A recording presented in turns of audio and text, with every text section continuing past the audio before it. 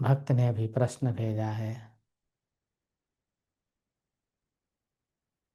भगवान की लीला कैसे अनुभव होती है और हमेशा प्रभु कृपा कैसे अनुभव करें अगर संसार जाल में फंसे हों और प्रभु कृपा के पात्र कैसे बने। गुरु कृपा है बेटा, खूब गुरु कृपा है।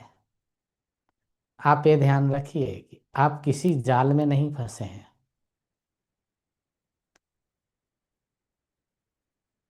बाहरी जाल नहीं है, शरीर स्वयं में एक जाल है।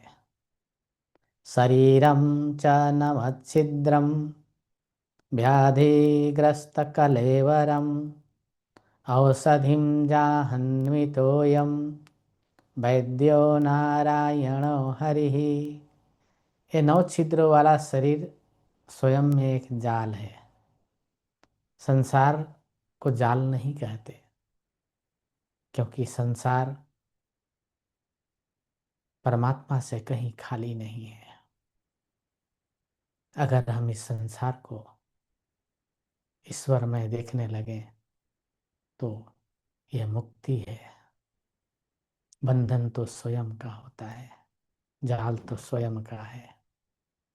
कबीर साहब ने कहा है,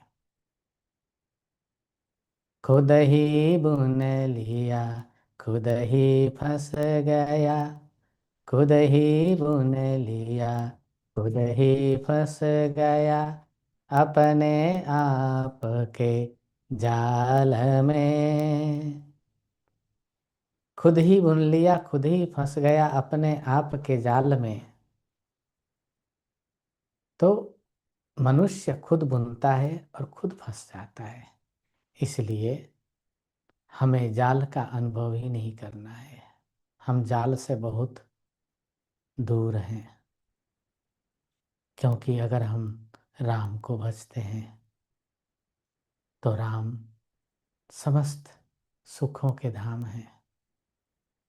देखिए, भगवान राम के परम भक्त परम प्रिय हनुमान जी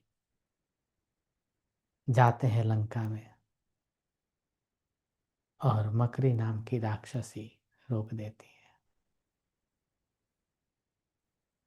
सुरसा रोकती है रास्ते को, लेकिन हनुमान जी राम जी की कृपा से सबसे निपटते हुए अपने कार्य को सिद्ध कर लेते हैं। ऐसे ही जो भगवान के भक्त हैं, भगवान के आश्रित हैं, वो कभी भी किसी प्रकार के जाल में नहीं है, क्योंकि वो तो राम जी के जाल में है। राम जी की कृपा है उनके ऊपर।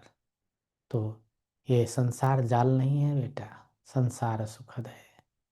मनुष्य अपने आप बुन लेता है जाल को, अपने आप उलझ जाता है, ठीक मकड़ी की तरह। तो हम जाल बुनते हैं और उसी में उलझ जाते हैं। ऐसा मानो ही मत कि तुम जाल में उलझे हुए हो। तुम भगवान राम के प्रेम में उलझे हो, तुम भगवान के भक्ति में उलझे हुए हो, उनके प्रेम में उलझे हो, ज्ञान में उलझे हो, वैराग्य में उलझे हो। जब ऐसी मनोवृत्तियां रहेंगी तो ये जाल, माया जाल जिसको संसारिक जाल बोल रहे हो बेटा, ये कभी तुम्हें दिखाई भी नहीं देगा, अनुभव में नहीं आएगा और तुम स्वतंत्र रहोगे, मस्त रहोगे।